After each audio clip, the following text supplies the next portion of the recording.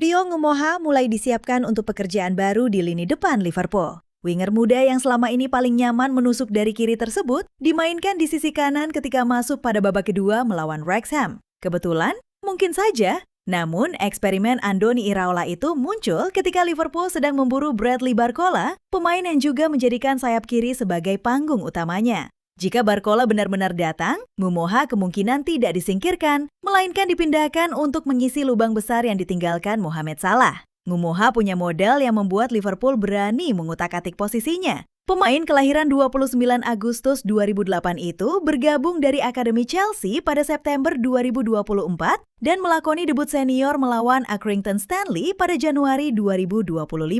Gol dramatisnya ke gawang Newcastle membuatnya menjadi pencetak gol termuda sepanjang sejarah The Reds pada usia 16 tahun 361 hari. Pada April 2026, ia kembali mencetak sejarah sebagai pemain Liverpool termuda yang mencetak gol Premier League di Anfield. Perkembangannya berlanjut pada pramusim ketika golnya membawa Liverpool menaklukkan Wrexham 1-0.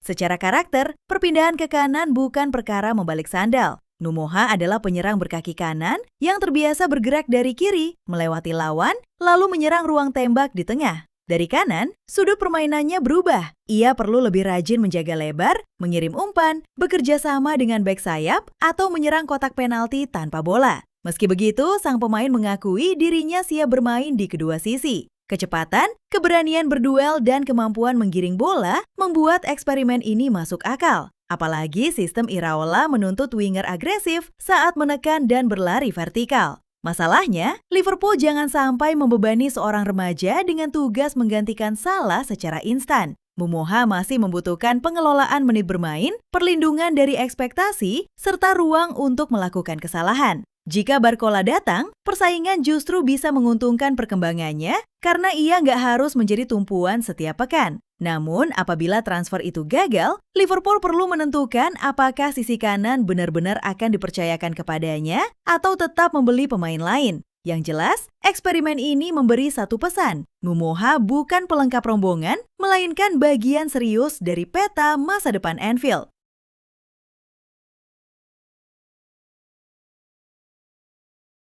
Perburuan Bradley Barcola telah bergerak melewati tahap lirak-lirik, tetapi jaraknya menuju garis akhir masih jauh. Sky Sports melaporkan Liverpool sudah mengadakan pembicaraan awal dengan Paris Saint-Germain dan perwakilan sang pemain.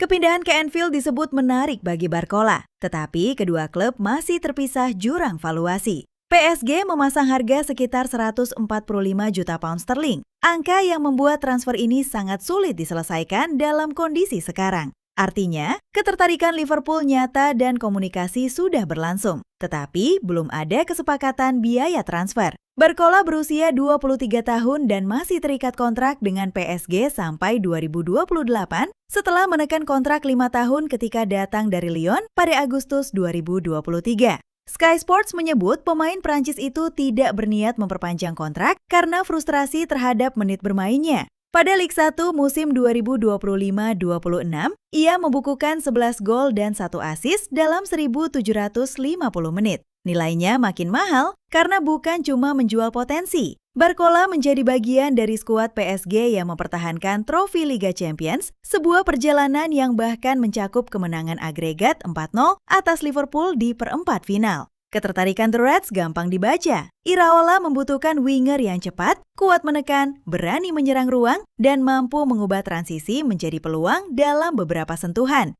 Barcola memenuhi kotak-kotak tersebut. Ia paling nyaman di kiri, tetapi dapat bergerak ke kanan maupun masuk ke area tengah. Kedatangannya memungkinkan Ngumoha dikembangkan di sisi seberang dan memberi Liverpool ancaman vertikal yang berkurang setelah kepergian Salah. Kekurangannya terletak pada konsistensi keputusan di sepertiga akhir, sedangkan bandrol setinggi itu menuntut dampak langsung, bukan proyek yang baru matang 3 musim kemudian. Hambatan utamanya bukan kemauan pemain, melainkan kemauan PSG menurunkan harga. Klub Paris baru menambah Magnus Akliuch dan sedang memperkuat barisan sayap. Tetapi Sky Sports menegaskan, perekrutan tersebut tidak otomatis membuat Barcola tersedia.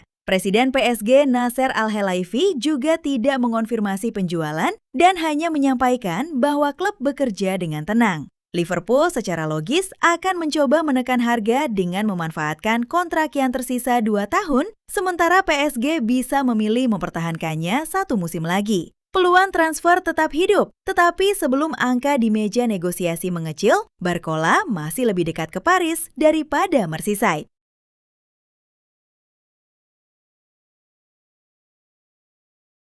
Cody Gakpo mendadak berada di tengah tarik-menarik setelah Tottenham dilaporkan meningkatkan ketertarikan dan melakukan kontak mengenai kemungkinan transfernya. Football International menggambarkan minat Spurs sebagai sesuatu yang serius, sedangkan laporan lain menyebut pendekatan formal telah dilakukan. Namun, belum ada pengumuman mengenai tawaran resmi yang diterima Liverpool. Bahkan, Talksport melaporkan, The Reds tidak berniat menjual Gakpo kecuali lebih dulu mendapatkan 1 atau 2 tambahan penyerang. Jadi, pintunya belum dikunci mati, tetapi gagannya juga belum diberikan kepada Tottenham. Posisi Liverpool cukup kuat karena Gakpo baru menandatangani kontrak jangka panjang pada Agustus 2025. Klub memang tidak mengumumkan durasi detailnya, walaupun sejumlah laporan menyebut ikatan tersebut berlaku sampai 2030. Musim 2025-26, ia mencatat 7 gol dan 5 assist di Premier League menurut Talksport, sementara keseluruhan musimnya menghasilkan 9 gol. Sejak dibeli dari PSV pada Januari 2023, penyerang Belanda itu telah mencapai 50 gol dalam 180 penampilan di seluruh kompetisi. Angka tersebut mungkin bukan sirene darurat bagi lawan, tetapi menunjukkan kontribusi stabil dari pemain yang bisa menempati sayap kiri maupun penyerang tengah. Tottenham membutuhkan tambahan daya dobrak, sedangkan fleksibilitas Gakpo cocok untuk lini depan yang ingin bergerak cair. Ia kuat membawa bola dari kiri, bisa masuk ke ruang antar lini, dan punya postur untuk bertarung sebagai penyerang tengah. Di sisi lain, Liverpool juga membutuhkan kemampuan yang sama. Barcola belum berhasil didatangkan. Rio Ngumoha masih berkembang, sedangkan Hugo Ekitike mengalami cedera Achilles.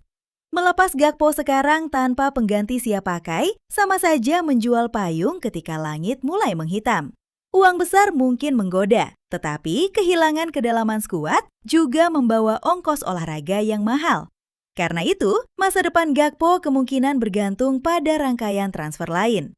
Jika Liverpool berhasil mendapatkan Barcola atau penyerang berpengalaman lain, peluang negosiasi bisa terbuka.